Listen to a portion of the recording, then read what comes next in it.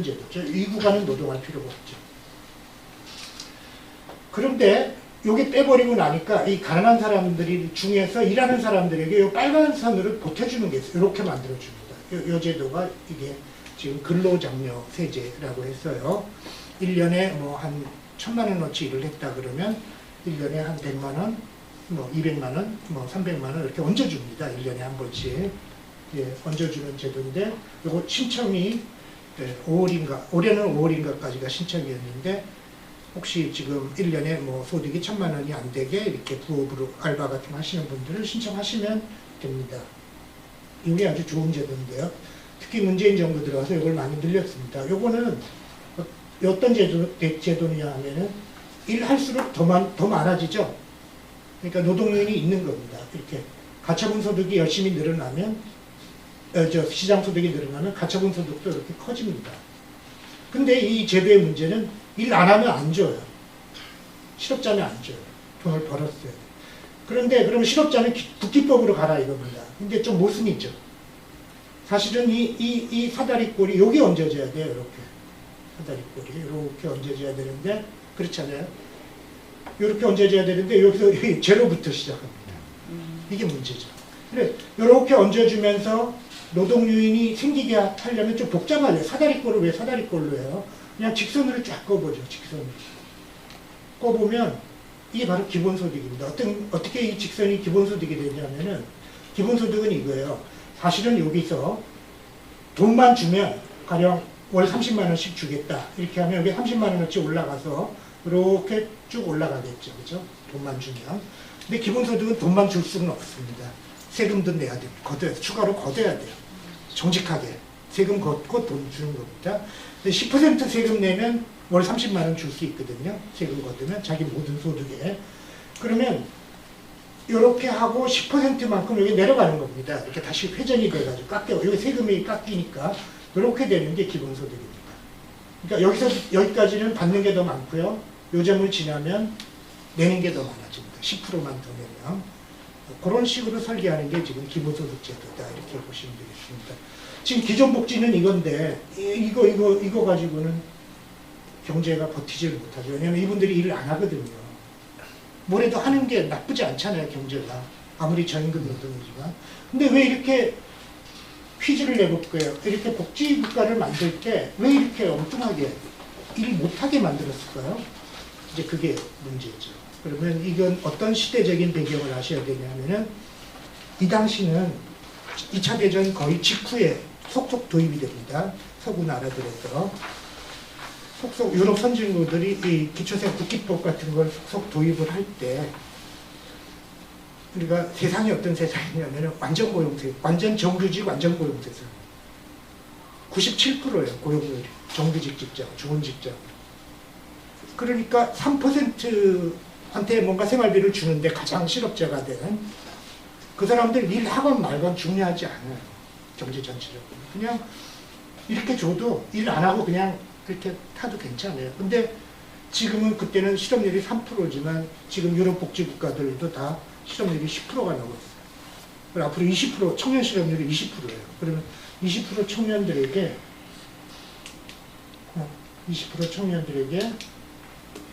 이 공식으로 보조해줄 수 있을까요? 이걸 가지고 네가 일 안 하면 뭐 138만 원 준다. 일하면 일한 만큼 까고 준다. 이 제도 가지고 청년 실업률 20% 시대, 30% 시대에 적합한 복지제도인가요? 이제 이게 가장 큰 문제인 거죠. 기존의 복지제도가.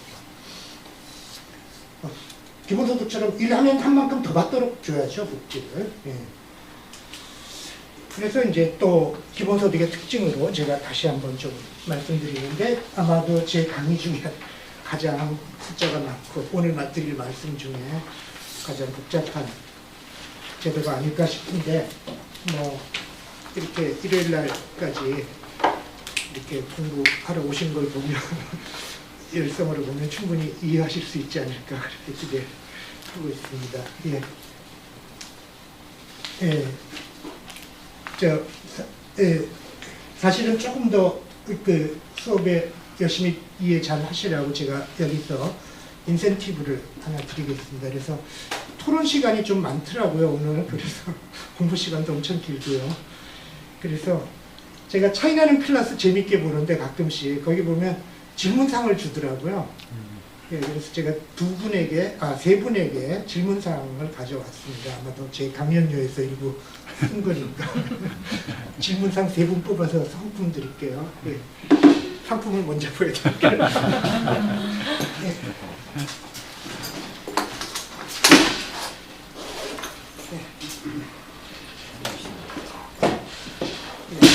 예. 제가 쓴 책 2권하고 번역한 책 2권. 요건 제일 비싸고요. 요건 중상이고. 2번째 건 경제학인데 좀 싸긴 하지만 좀 어려워요. 약간 어렵고. 요거는 편하게 읽으실 수 있는 좋은 책입니다. 그래서 1등이 상품 드릴게요. 질문상입니다. 질문 잘하세요. 네, 코멘트 잘하면. 예. 차이나는 클래스 보니까 홍진경 걔도 굉장히 잘하더라고요. 예.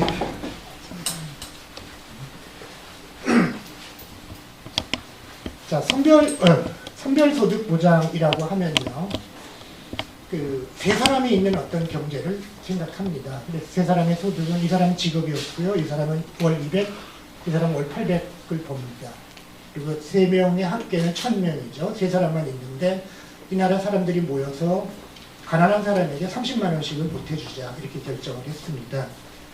그러면 이제 필요한 돈을 30만 원을 거둬야 되잖아요. 그래서 30만 원을 어떻게 거둘까 그랬더니 1000만 원이 있잖아요. 30만 원은 3%씩 세금 내자 이렇게 합의를 봤습니다. 이렇게 불쌍하니까 도와주자. 3%씩 내자. 그러면 중산층은 6만 원 내고요. 고소득층은 24만 원 내는 합계 30만 원 되니까 딱 떨어지죠. 근데 경제학에서는 언론은 정책을 볼 때 이것만 보든지 이것만 보게 만듭니다.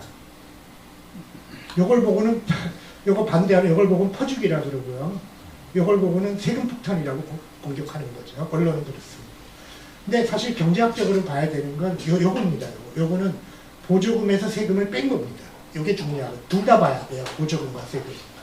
그러면 저소득층은 플러스 30이고요. 중산층은 마이너스 6이고요.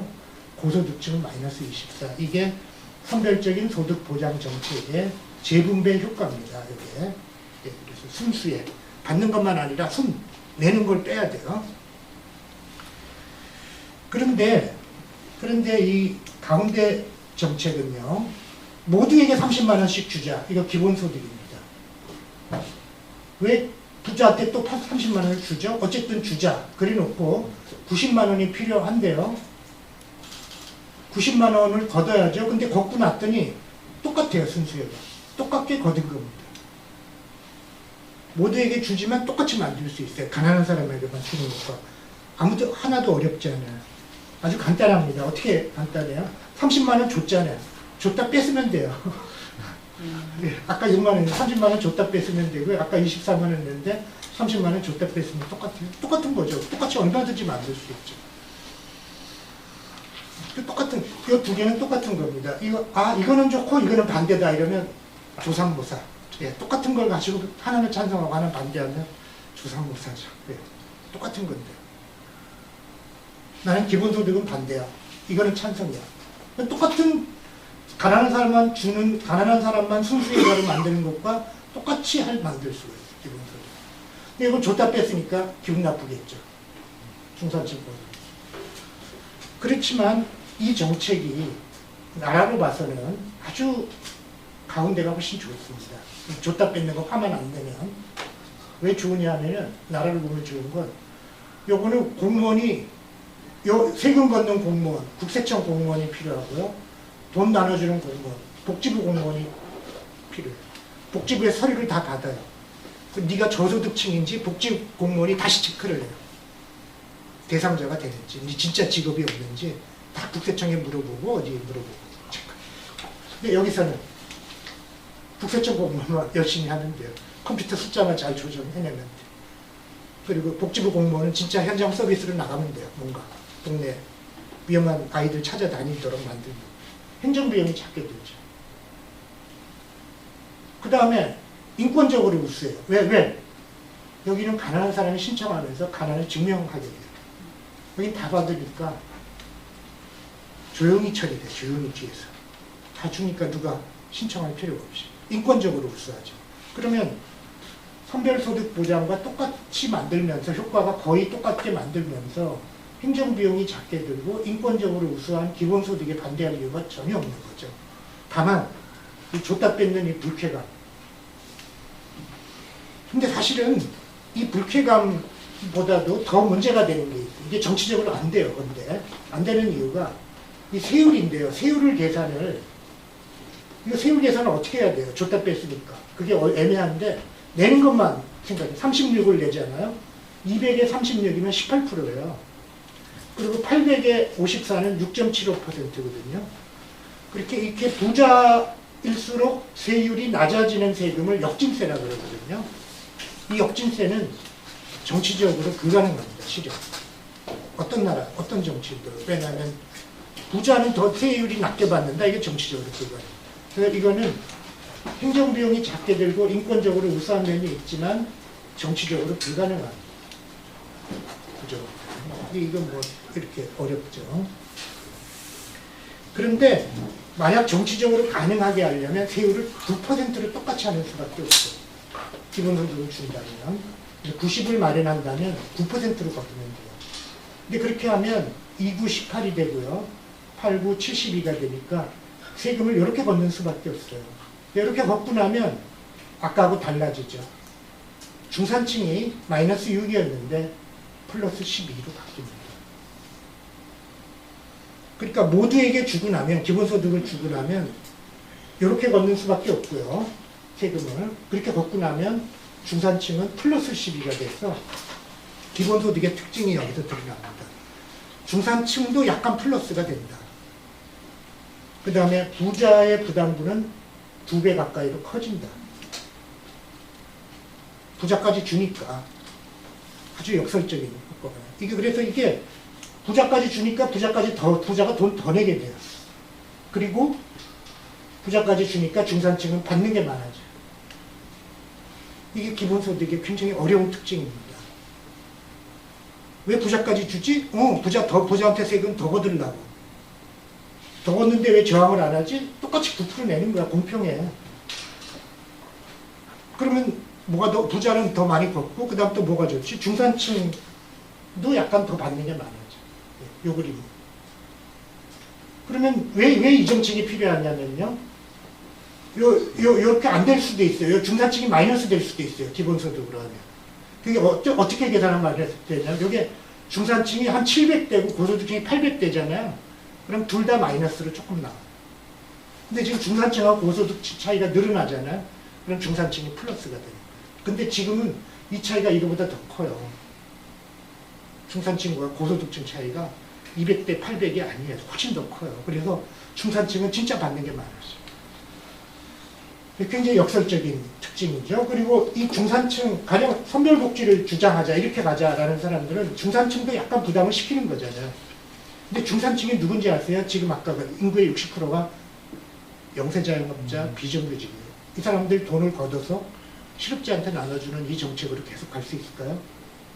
아니면 그런 사회라면, 이 중산층의 대부분이 불안정 노동자라면 이런 정책으로 가는 게 낫죠.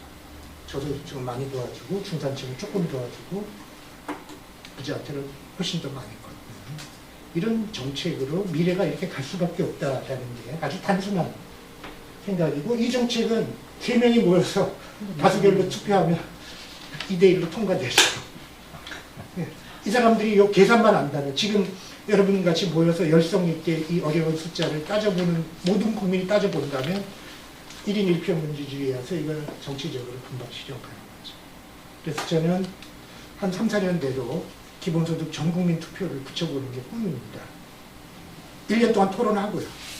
1년 동안 다 토론하고 알리고, 반대자, 찬성자 다 공론 조사, 아까 직접 민주주의 다 해다가 1년 토론 끝에 투표에 붙여보는 게. 그럼 질문이 있는데, 지금 현재 경기도에서는 시행을 하고 있지 않습니까? 24세만. 세 개 중에서 지금 적용되는 게 어떤 거죠? 다 주는데요. 경기도에서? 예, 24세만 주고요. 예. 액수도 얼마 안 되고요. 24세. 예, 1년에 100만 원인데. 청년소득인가요? 예, 청년기본소득으로. 그 왜 그러냐면 도지사가 세금을 못 걷어요. 지방정부는 세금을, 우리나라 지방자치는 좀 뒤떨어져 가지고요. 조색 부여권이 없어요. 중앙정부만 가지고 있거든요. 그래서 그걸 이양해주면 달라 그러는 거예요. 경기도지사는. 달라주면 난 세금 걷어서 기본소득 좀 더 확대하겠다. 근데 조세권을 안 주죠. 우리나라 민주주의는 아직. 네. 재원은 다 중앙정부에서 오는 건가요? 지방정부 예산을 절약해서 네. 네, 사업비 줄여가지고 경제사업비, 토건비 좀 줄여가지고 이거 나눠주는 거죠. 예.